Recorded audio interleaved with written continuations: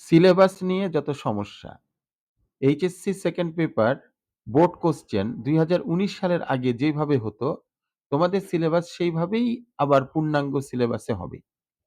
English second paper, part a grammar 60 marks থাকবে।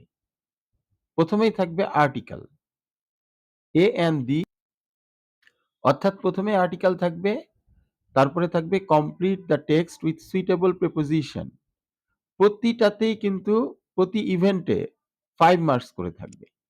এরপরে আছে completing sentence, would you mind, there, it is high time, would rather, had better, এই টাইপের বিভিন্ন ধরনের ফ্রেজ দ্বারা কি থাকবে, কমপ্লিটিং সেন্টেন্স থাকবে। 4 নম্বরটাও complete the sentence using suitable clauses অথবা ফ্রেজেস, এখানেও 5 নম্বর থাকবে। অর্থাৎ কমপ্লিটিং সেন্টেন্স দুই ভাবে আসবে, একটা হলো উপরে দিয়ে দেওয়া থাকবে আর একটা দেওয়া থাকবে না, তোমাদেরকে সেগুলো বের করতে হবে। Read the text and fill in the gaps with correct form of verbs as per subject and context, অর্থাৎ রাইট ফর্ম অফ ভার্বস, এখানেও 5 নম্বর থাকবে। মূলত টেন্স যারা ভালো জানে তারা এগুলো ভালো করতে পারবে। Read the text and change the sentences as directed, অর্থাৎ তোমাকে ট্রান্সফরমেশন যেটাকে বলা হচ্ছে, সিম্পল থেকে কমপ্লেক্স করতে হবে, কমপ্লেক্স থেকে কম্পাউন্ড করতে হবে, অ্যাফার্মেটিভ থেকে নেগেটিভ করতে হবে। 7 নম্বরে আছে চেঞ্জ দ্য ন্যারেটিভ স্টাইল, অর্থাৎ ন্যারেশন, এখানে 5 নম্বর থাকবে। 8 নম্বরে থাকবে identify the unclear pronoun references, অর্থাৎ কিছু প্রোনাউন দেওয়া থাকবে যেগুলোকে আমাদেরকে ক্লিয়ার করতে হবে, সেগুলোকে পরিবর্তন করে আমাদের ওই সমস্ত প্রোনাউনের জায়গায় নাউন বসাতে হবে। 9 নম্বরে থাকবে read the following text and use modifiers as directed in the blank spaces, সেন্টেন্সের মধ্যে সাবজেক্ট এবং ভার্ব এটা হচ্ছে অনিবার্য, থাকতেই হবে। এরপরে আসে হলো নানা ধরনের মডিফায়ার্স, যেগুলোকে আমরা বলি অ্যাডজেক্টিভ অথবা অ্যাডভার্ব। এই অ্যাডভার্ব এবং অ্যাডজেক্টিভের ব্যবহার তোমাদেরকে জানতে হবে, এটাকে আমরা বলবো মডিফায়ার্স। এরপরে 10 নম্বরে থাকবে fill in the blanks with suitable linking ওয়ার্ডস অথবা কানেক্টরস, লিঙ্কিং ওয়ার্ডসও বলে আবার কানেক্টরসও বলে।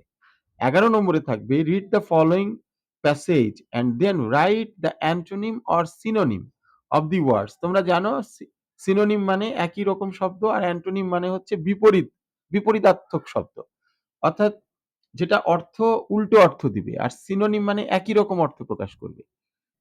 এরপরে 12 নম্বরে থাকবে হচ্ছে দেয়ার আর 10 errors in the use of punctuation marks, অর্থাৎ এখানে কিছু ভুল থাকবে, পাংচুয়েশন গুলো ঠিক করতে হবে, বানান ভুল থাকতে পারে, সেগুলোকে সঠিক করতে হবে।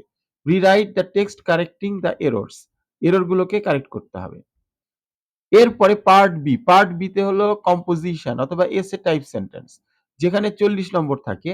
যেমন প্রথমেই দেখো একটা কি থাকবে, সাপোজ ইউ আর অপূর্ব অথবা আমিনা, অর্থাৎ কোনো ছেলে অথবা মেয়েকে বোঝাচ্ছে, studying at X college in Dhaka, you want to go on a tour, study tour somewhere with your classmates, অর্থাৎ write an application to the principals, এটা হতে পারে ডিবেটিং ক্লাব অথবা হতে পারে কোনো ট্যুরের জন্য চেয়ে অথবা কোনো পিকনিকের জন্য আবেদন করে এইরকম প্রিন্সিপালের কাছে একটা অ্যাপ্লিকেশন লিখতে হবে।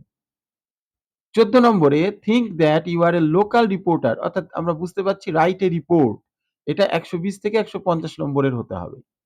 15 নম্বরে write a paragraph describing the advantages and disadvantages of Facebook, এই ধরনের একটা প্যারাগ্রাফ থাকবে, যে প্যারাগ্রাফ থেকে তোমার 100 অথবা 150 ওয়ার্ডের ব্যবহার করতে হবে, এখানে 10 নম্বর, অর্থাৎ সব মিলে এখানে তোমার মোট 40 নম্বর।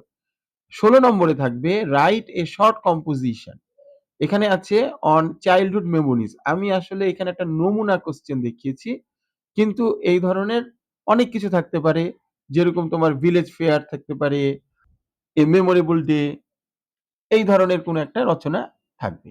তো তোমরা এখানে দেখে প্রথমে বুঝতে পারলে যে সিলেবাসটা আসলে কেমন হবে।